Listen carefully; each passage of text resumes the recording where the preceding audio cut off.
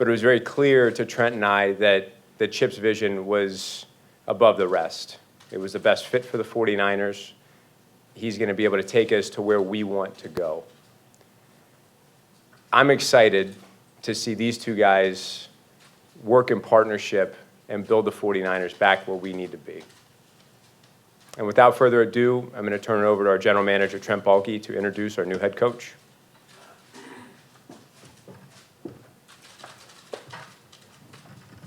Thanks, Jed. I appreciate everybody taking the time to join us today. First off, I'd like to echo a comment Jed made earlier with respect to the other candidates. It was a very talented group, learned a lot through the process, and really want to take the time to thank those individuals and wish them the best as they move forward with their careers. But at the end of the day, this was a fairly easy decision. It was evident early on in our conversations with Chip that he shared a very similar vision to us with respect to the direction of this football team. He's a well-rounded, highly innovative coach with a proven track record of success at every level of competition, including the NFL. Identified as a strong leader of men and somebody that I really consider a true football guy. He's driven, he's passionate, and the one thing that really came forward is his respect for the game, both past and present. And was really impressed by that through the process. All of that, along with some other things, made him the right fit at this time or any time to lead this program into the future.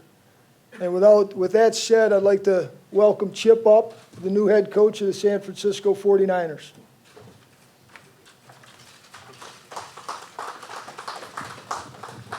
Thank you, John. Appreciate that. It's really humbling to stand here as the 19th head coach of the San Francisco 49ers. To me, the preeminent organization in the National Football League. There's always been a statement I always thought about is that we can see farther today because of the shoulders that we stand on of the people that came before us. And when you look at the rich history and tradition of this organization, it's second to none. When you walk in down Bill Walsh Way, one of the, if not the greatest coach to ever play to coach this game, and then go in the lobby and see the 5 Super Bowl trophies, you understand what this organization is all about. I got a chance to visit with Jed and Trent in this process, and that's what struck me the most. I had a great experience when I was in Philadelphia, and again, wanted to just thank Jeffrey Lurie for giving me the opportunity to coach there. I left an organization that had great people and meant a real lot to me and were very supportive of me, and I love the players that I coached there. But when you have an opportunity to do it again, it's can you be aligned with the people that are running the organization? And when I met Jed, I was just struck. I'd never met him before. And I looked at his track record and understood he's about winning. And if you really look at in the past 5 years, Jed and his family built the best stadium in the National Football League. They've been to a Super Bowl, and they're now hosting a Super Bowl. I think Jed's smart. I think he's aggressive. And it's really just, I can't thank you enough for entrusting me to be the head coach of this organization. And then when you talk about Trent, Trent's a football guy. And I like to think I'm a football guy. He's a grinder. He loves the game. He loves everything about the game. I love everything about the game. And I can't tell you what a blast it's been in the last 2 weeks, just talking football, talking vision, talking how do you see this, how do you see that, and to be able to collaboratively work with someone like that in terms of building this team and getting us to the point where we can get a 6th trophy to put in that case out in front of 49-49 is something that we're going to strive for. We're going to work toward together. The game of football is the quintessential team sport. It takes a collaboration on so many different levels for a team to be successful. It's not just the 11 guys on the field. It's an entire organization. And in the short time that I've been here, I've just been struck by the synergy that goes through this building in terms of how everybody is on a quest to win the Super Bowl, and not just in a long-term facet, but on a daily basis. So, again, very humbled and very honored to be here, and excited to get to know everybody that's associated with them, and especially the faithful. I'm really excited about that. The fan base here, we had an opportunity to play here last year and just was struck about the great fan base they have here in San Francisco, and can't wait to get started. So thank you. Thank you, Coach. With that, we'll open it up for questions. We're going to pass microphones around here to make it easier for more folks to get some questions in. We're going to start here on the left-hand side from Trenton, Coach, with Cam. Right here, Coach. Cam Inman, Bay Area News Group. Chip, can you talk about a little bit, obviously quarterbacks are a big part of the San Francisco 49ers history. Yeah. And just in your time, what have you been able to evaluate in terms of Colin Kaepernick, and what is he going to need to do to flourish again? Well, I think specifically when it comes to quarterbacks or any other position here, it's an ongoing process and evaluation. I've had a chance to meet Cap. He stopped by the facility the other day. Part of the CBA rule is you're not allowed to discuss football with anybody until April 4th, so it was just a, hey, how are you, get to know you. I've talked to him a couple times on the phone. I also met Blaine. I talked to Blaine on the phone. Blaine stopped by to say hello. So I think the process itself, we have a lot of time. We're not going to be back out with any of the players here. Joe Staley I talked to this morning. Carlos Hyde stopped by. Navarro was here the other day. I mean, an opportunity to talk to all the guys on the team, just introduce ourselves, introduce the coaching staff we have, and then it's a process that we'll go through between now and April 4th in terms of how we're putting this team together. Right out front here, Matt Barrows, Sacramento Bee. Hi, Coach. Welcome. Getting back to Colin Kaepernick, there have been reports that you were at least interested in trading for Colin at some point last year. Can you talk about that and just assess Colin Kaepernick? What have you seen from him, coaching against him, perhaps looking at him a year ago? I don't know where that report came from, but we were very happy with Sam in Philly. And in terms of Cap, I just know playing against him, he was very difficult for us to play against 2 years ago out here on this field. And then we didn't play San Francisco last year, so I haven't done a ton of tape study in terms of how he's played. We're in that process right now, but the main thing for me right now is putting a staff together, and then we will evaluate everybody on the roster. To the left here, second row, Matt Mayoko from Comcast Sportsnet Bay Area. Before I ask my real first question, a week delay between hiring and press conference. Why was that? I've been known to run a really slow offense, and I wanted to just kind of set the tone for how things are going to be here in San Francisco. No, actually, I was offered the job last Thursday afternoon. I had no clothes, just had a pair of sweats. Trent had visited me with Jed, and when I was in New Hampshire, they asked me to come back out, and I asked him kind of what's the deal, and he said just jump on a plane, so I did, and I really didn't have any change of clothes. And then also the most important part for me was last Saturday was my dad's 87th birthday, so I really wanted to get back home to see him, and Jed and Trent were great with that, and then I came back out on Sunday, and we've been hitting the ground running ever since. Okay, and so you were out of a job for about 2 weeks. Mm-hmm. Did that time give you anything, or a chance to kind of evaluate where things went wrong, and how do you expect for things to be different here than maybe some of the missteps you made in Philadelphia? Yeah, it did. And I think I was in the process of, if you're a coach after every game, you self-scout after every season. You self-scout, what we did well, what we did poorly, how can we improve as a team? And I was in the process of that. And really, I don't think it was a self-scout to me, probably because I got fired. I looked at it more of an autopsy. So I'm in the middle of the autopsy right now, still looking at it. So I sent some toxicology reports out. We're going to see when they come back. I'll give you a full answer in terms of what went on. We're going to go left side, second row, Eric Branch, San Francisco Chronicle.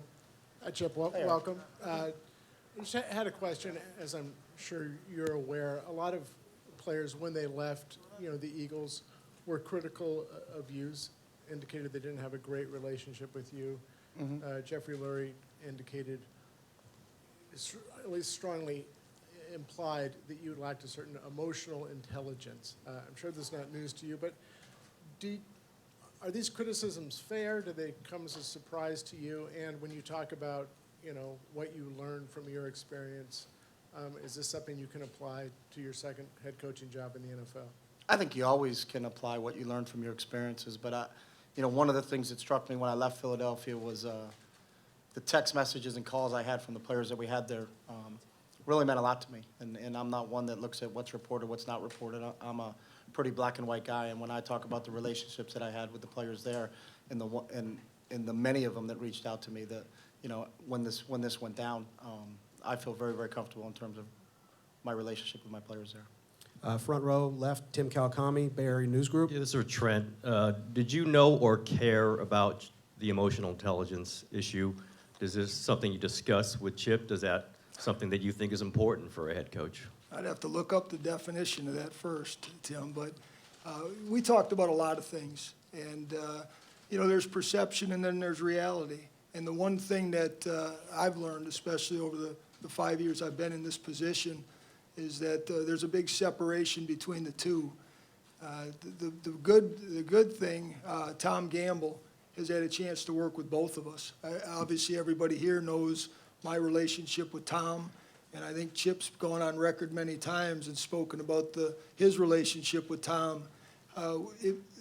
That's a nice bridge when you have a guy that you trust, and he's able to basically give you the lay of the land with respect to the relationship that he had in the building in Philly, and obviously knew me and how I operate, and had no doubt that we'd have good synergy.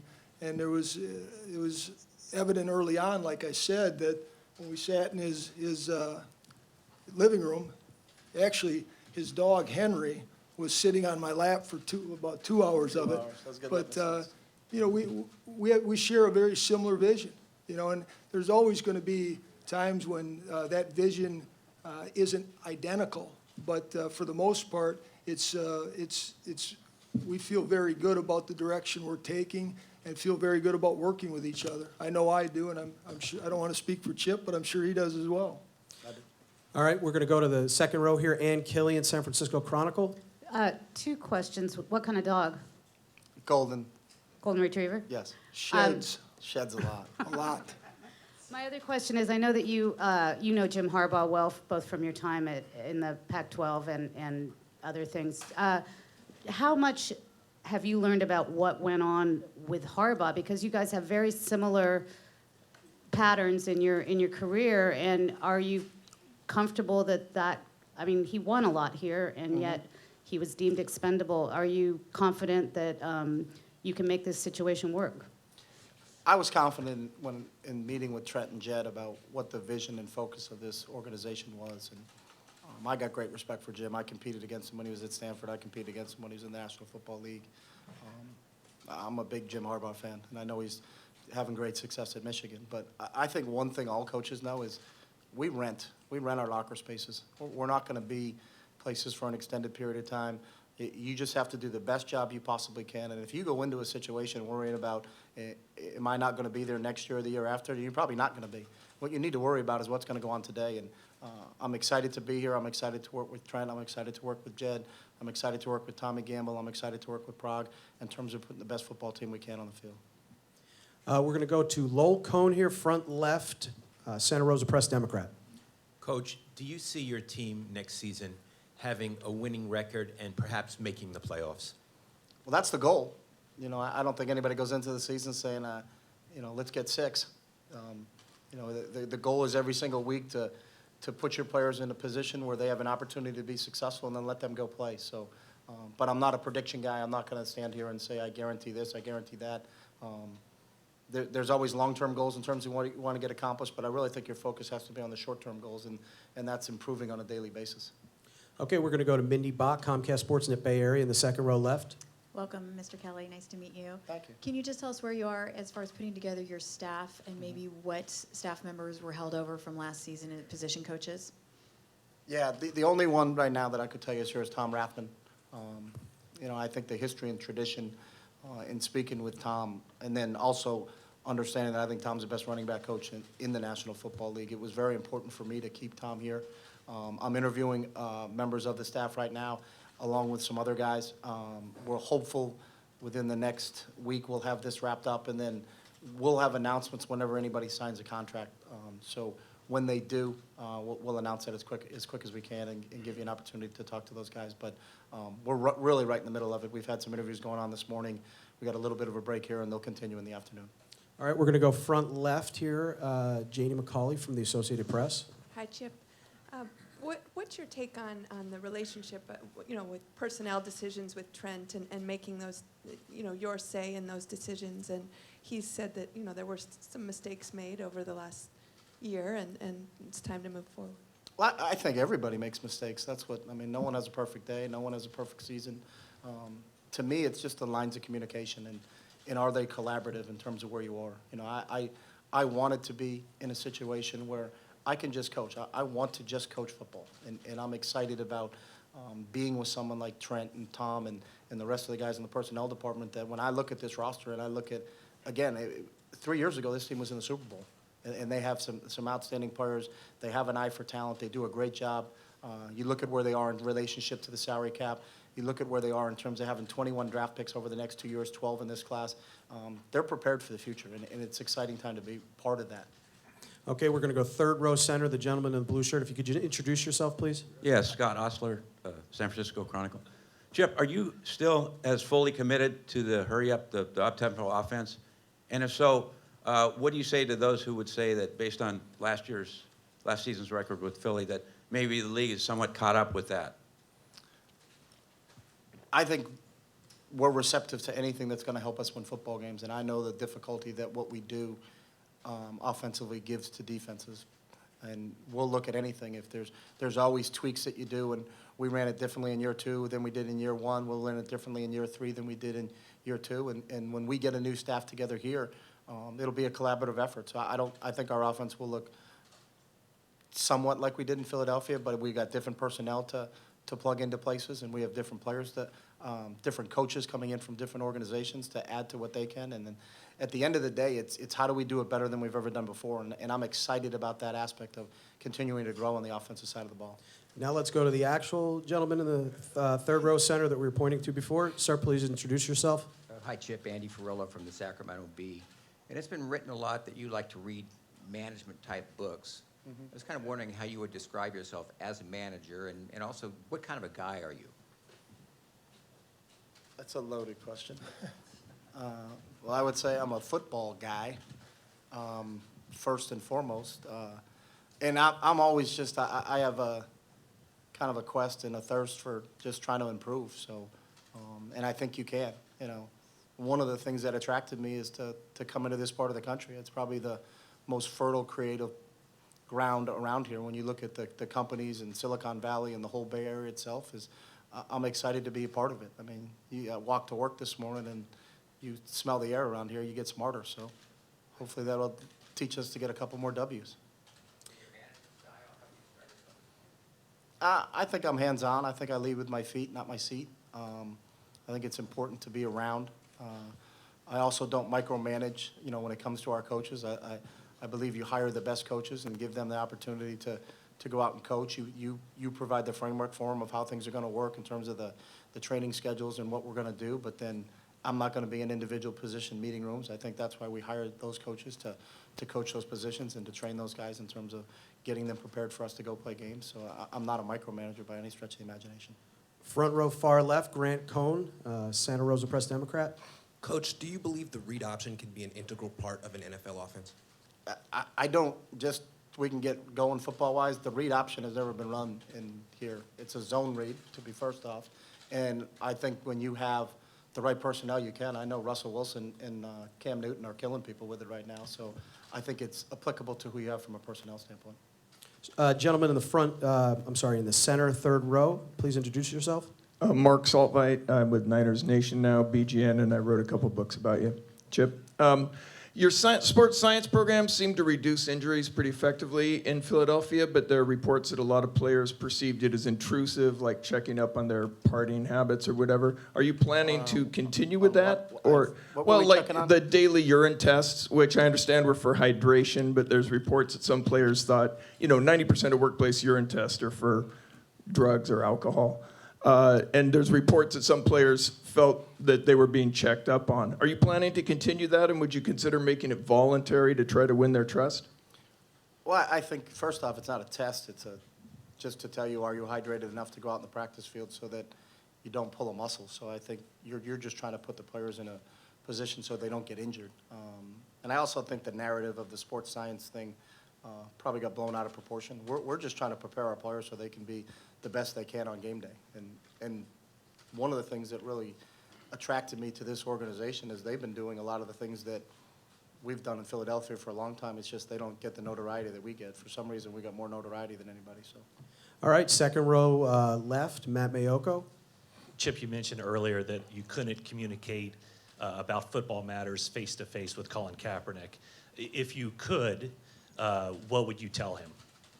I would tell him I can't because there are rules that we are governed by. So we're going to have plenty of time with all of the players to talk football from April 4th on. So it doesn't help to say I'm going to put a message out. And if I tried to put a message out right now, we probably could get in trouble for that. So I'm going to not get in trouble, and I'm going to wait till the 4th to talk football. Okay, is there anything that you would want your players to know about what kind of coach they're getting in you? Yeah, and that's why I'm talking to all of them personally.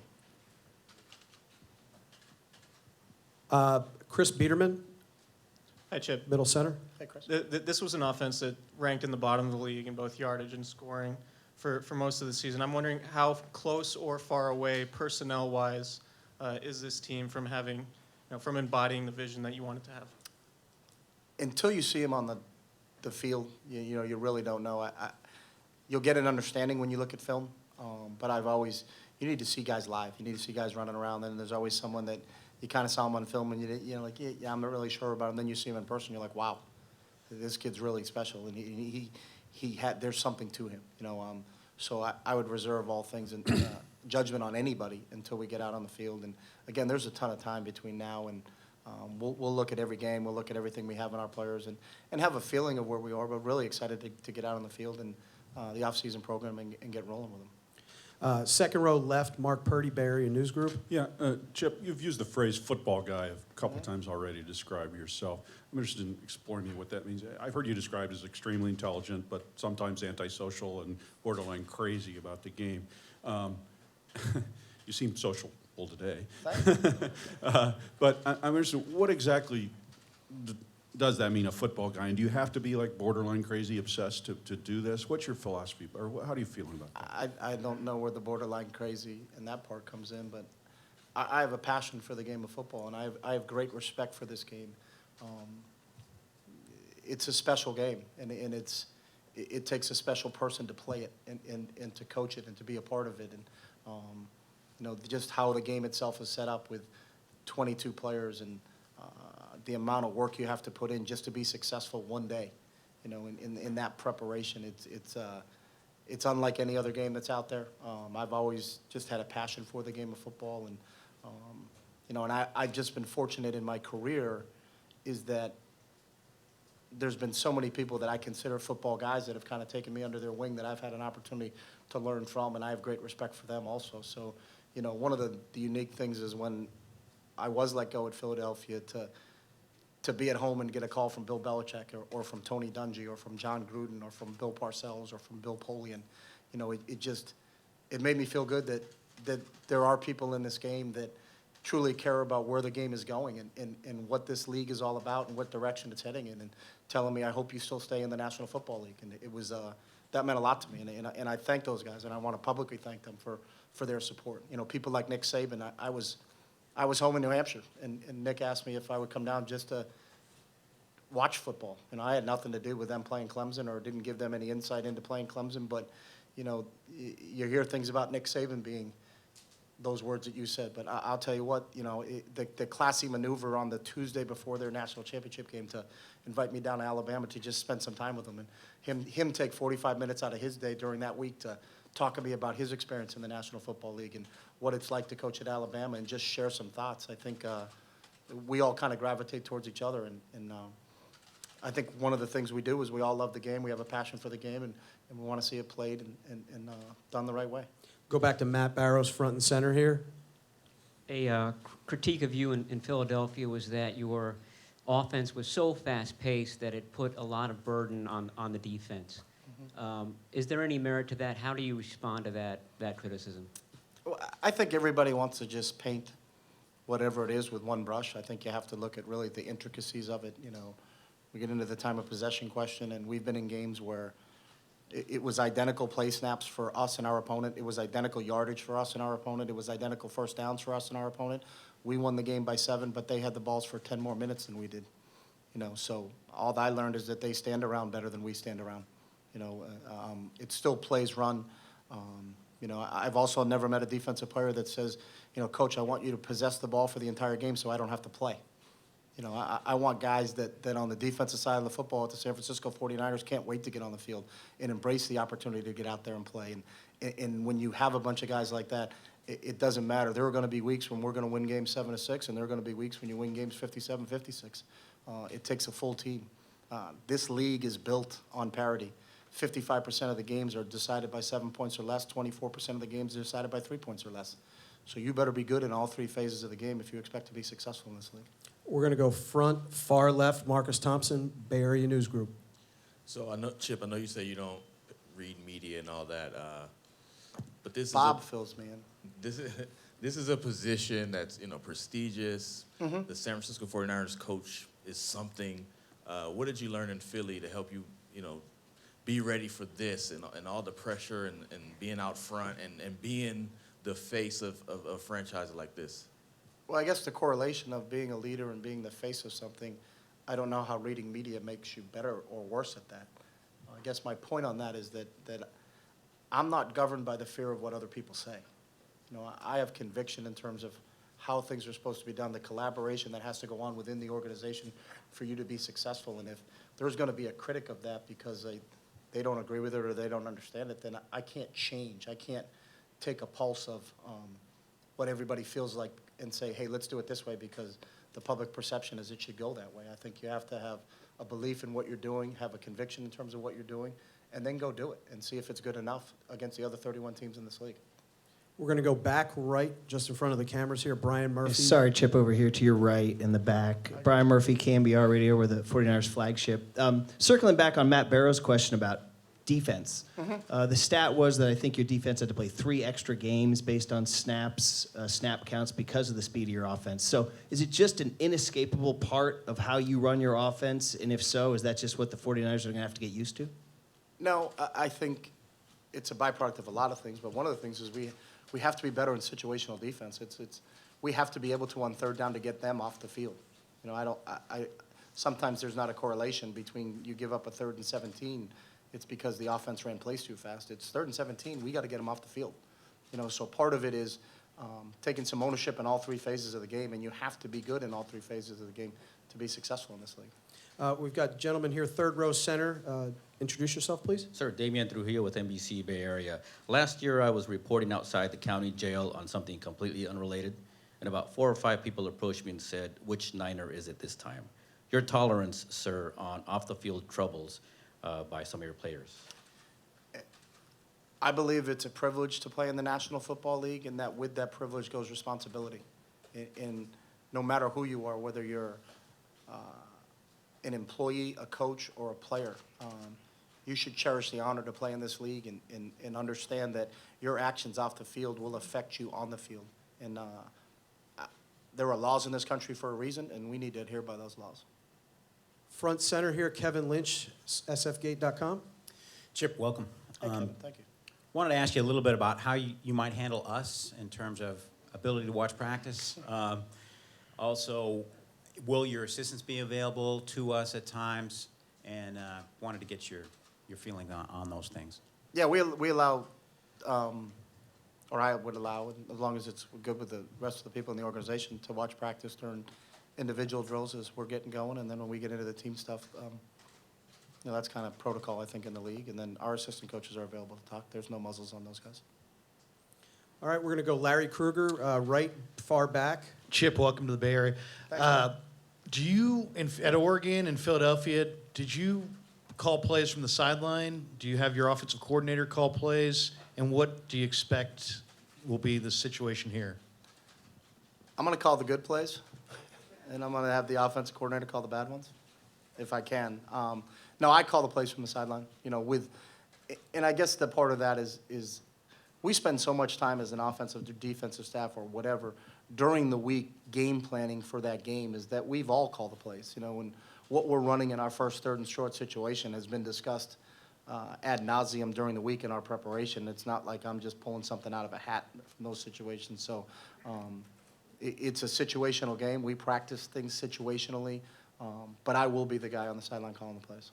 Okay, we're going to do a couple more questions here. Front left, Tim Kawakami, Bay Area News Group. Couple more quarterback questions. Chip, when you were talking to the 49ers, in your mind, specifically, was Colin Kaepernick an attraction for you, or was it just one of other players on the roster and not that big a deal to you? No, I mean, obviously Cap is an extremely talented football player, so and you need to have a good quarterback to win. But I was also impressed in the film that I watched in terms of how Blaine played this year also. So I think statistics will bear out. You probably need 2 quarterbacks in this league with the injury rate that quarterbacks have. So I think both of those players made this an attractive situation. And to clarify, I know there's some gray area here, but Trent has control of 53. What's your input going to be on personnel? And would you specifically like the quarterback situation to be in your hands? As I understand, it was largely with Harbaugh and Trent previously. No, Trent has control of the 53, and I'm real comfortable with that. I'm comfortable with.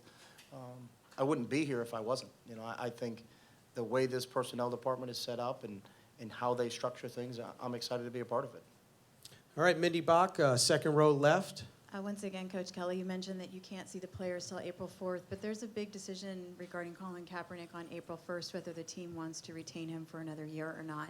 As he is undergoing rehab right now for 3 injuries, how are you going to assess if that is a player you would like to remain on your roster, and do football rules prohibit you from talking to him about his rehab over these next few weeks? Well, his rehab is being run by Ferg and our athletic training staff, and in any type of injury situations, I always defer to them. I'm not an expert when it comes to any injuries, and they'll give Trent and myself feedback in terms of where he is and how he's recovering.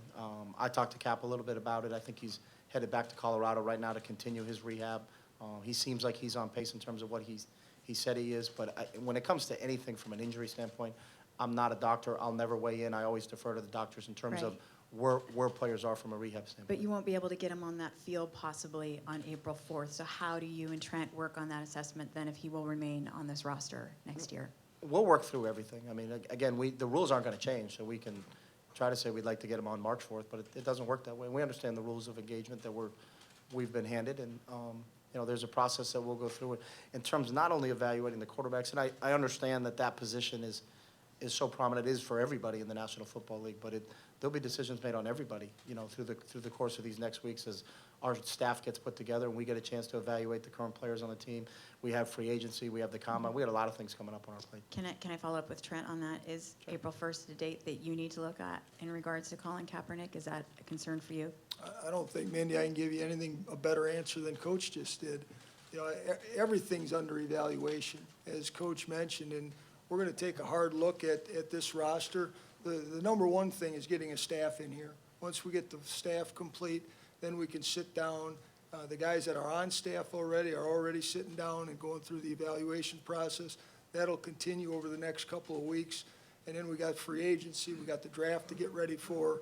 There's a lot of things coming up in a hurry, and we got to get to work on them. And as has become a custom around here, Eric Branch and the San Francisco Chronicle have the last question. Thank you. Chip, you mentioned you're a football guy. Trent's a football guy. Trent's also known as a Parcells guy. You mentioned Saban. You mentioned Belichick. You also mentioned Parcells. When you got down and were sitting and talking with Trent, did you find that you had a lot of common ground? You share kind of a football philosophy, and if so, does some of it stem from Bill Parcells? I think it does. You know, I was fortunate with Coach when I was at New Hampshire, and he was the head coach of the Patriots, that I could go down and visit Patriots training facility and visit with the staff when Coach Parcells was there, and have the utmost respect for him. And I know Trent has a great association with Coach Parcells also, and that's part of, as I said earlier in the introduction, is I think we see the game the same way, you know, and I think we have a philosophy that's similar. Now, we may go about it somewhat differently, but I really do believe we're on the same page from that standpoint.